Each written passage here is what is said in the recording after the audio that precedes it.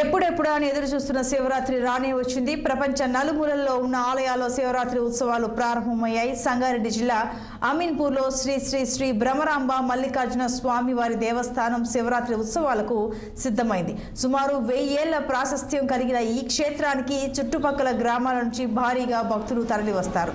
ఉత్సవాల్లో భాగంగా మహారుద్రాభిషేకం, కంకణ ధారణ, ధ్వజారోహణ కార్యక్రమాలు నేడు ఘనంగా నిర్వహించారు. స్వామివారి దర్శనానికి వచ్చే భక్తులకు ఎలాంటి అవరోధాలు జరగకుండా తగు ఏర్పాట్లు చేశామని ఆలయ ఈవో శశిధర్ తెలిపారు. ప్రతి ఏటా ఆలయానికి దాదాపు 3 నుంచి 4 లక్షల మంది భక్తులు స్వామివారిని దర్శించుకుంటారని ఈవో తెలిపారు.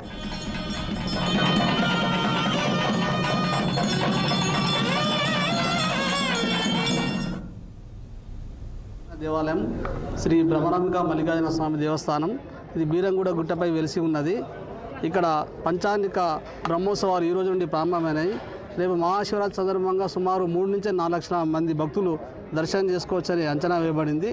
ఈ సందర్భంగా ఎటువంటి ఇబ్బంది లేకుండా ప్రత్యేక క్యూ లైన్లు అన్ని శాఖలతో కూడా సమన్వయం ఏర్పాటు చేసుకున్నాము.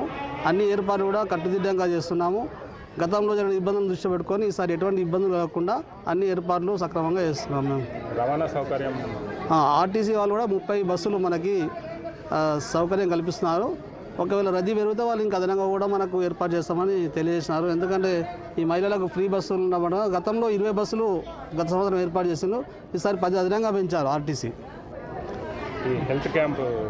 హెల్త్ క్యాంపులు గవర్నమెంట్ తరఫున ఒక హెల్త్ క్యాంపు, ప్రైవేటు ఇక్కడ ఉన్న లోకల్ హాస్పిటల్స్ 3 హెల్త్ క్యాంపులు ఏర్పాటు చేస్తున్నారు.